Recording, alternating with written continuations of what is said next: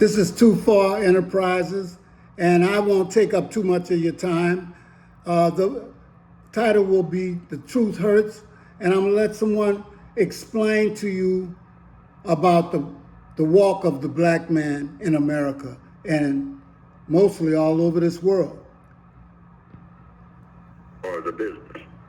But that's basically what it's all about. Every black person on the planet who has been exposed to white supremacy, and the assumption is every black person on the planet has been, even when they haven't been in contact with white people directly. They've been exposed to the white culture indirectly. White culture is about white supremacy. Now, what does white supremacy do? It teaches people of color that if you are a male, you cannot be a man, period. Not in the system of white supremacy. And you're not going to be treated like a man, ever. Now, you can walk around and think that you're a man, but that's between you and you. Strictly between you and yourself. Because no white person has an obligation, if you're a black male, to treat you like you are a man. And it's logical simply because in the system of white supremacy, it's impossible for a black male to be a man. It doesn't make any difference how old he gets or what he knows or what kind of connections. That can't be done. I just start with myself. I'm not eligible, not qualified to be a man. Why? Because I was born in captivity, that's why. When you're in captivity, when you're a prisoner of war, you are strictly that and nothing else. A prisoner of war. A victim of white supremacy, and you don't have another title. You can give yourselves all kinds of titles, which is why black people love titles. We give ourselves all kinds of titles. We give each other all kinds of titles. Some titles, it's not as bad as it was in the old days. I say bad, if you want to use that word. But some people used to say professor, reverend, most high. I mean, before you ever get to a name, you would have about 40 titles.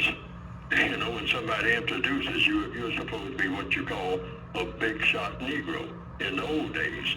This is not new. This goes way back. That struggle. Oh, I'd just love to be a man. I mean, what can it take?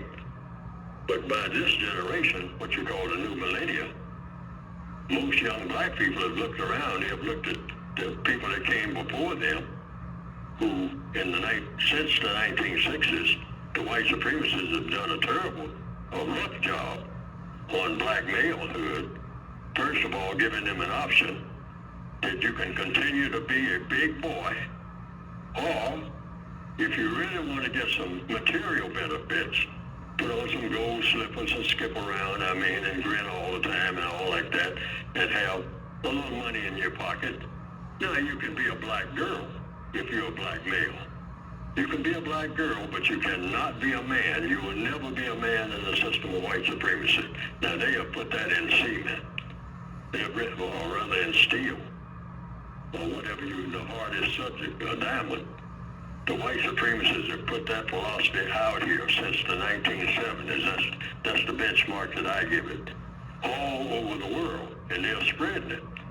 They're saying, you're not going to be a man, you're a black male, and you think you're going to be a man on my watch? On my watch? This is the voice of the white supremacists now. Racist man and racist woman. Say that's not going to happen. Say now Martin Luther King and Malcolm X and Elijah Muhammad and all that, they said that that's what they're going to make you out of. But it's not going to happen. Now you can talk it, but you make any move to make that real, and you're going to wonder what fell on you. Now, they have made that clear to all of us. And the young black people have picked up that signal. And they say, well, if I can't be a man and I don't want to be like my sisters, I don't want to switch around all day looking for a male, and I pretend to be a female or try to switch over and be one, if they can operate on me and make me one, because then things become easier. I guess, I hope, but I definitely can't be a man because I'm in big trouble if I try to be.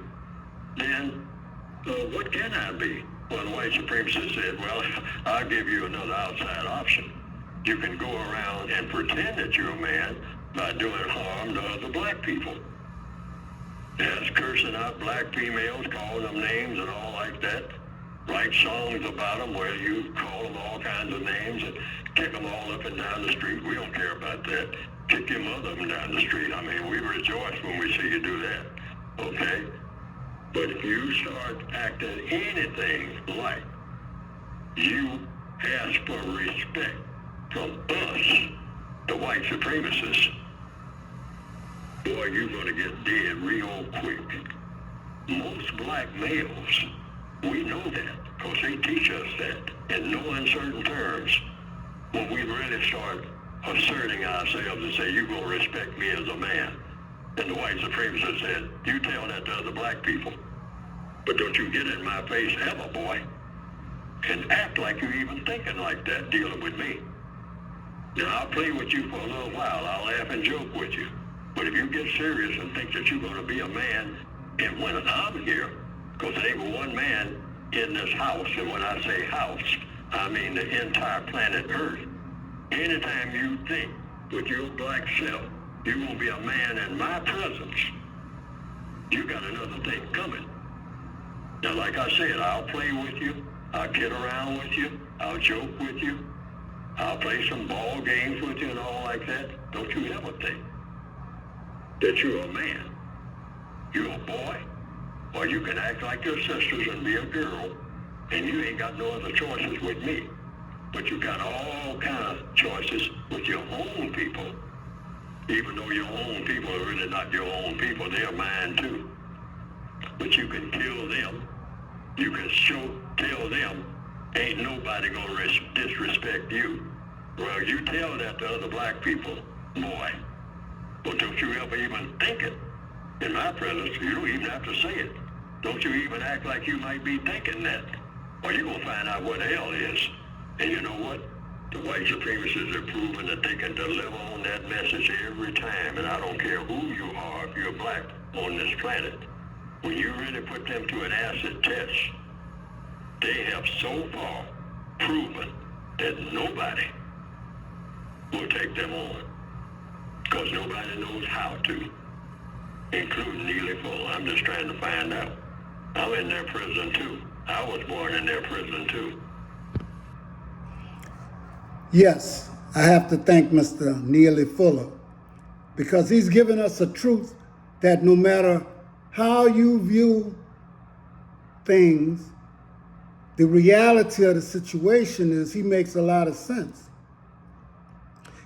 And where are all our leaders? Every last one of them seems something happens to them. Even when they leave and go to Africa, they come up dead. Okay? One of the things that I wanted to ask is, though, they've been studying us since probably antiquity. And they know more about us than we know about them. Because we don't think it's an obligation to study them. We don't even think it's an obligation to study our own history. So a lot of the reasons why we're in this position is because of that attitude. Do you know at one time in the colonies, they had more black people than white people? And that it got to be a problem because it started to scare them. But that is no longer the case. I believe they outnumber us probably more like 5, 6 to 10 to 1. And in that kind of situation, we have to look at the validity of what Mr. Fuller has said and take that into account. Sometimes you have to think what you would give up in order to be a man in this society. Or do you simply leave? Or do you do like that man tells you to do and do harm to your own, but grin and smile with him? This is Too Far Enterprises. Thank you.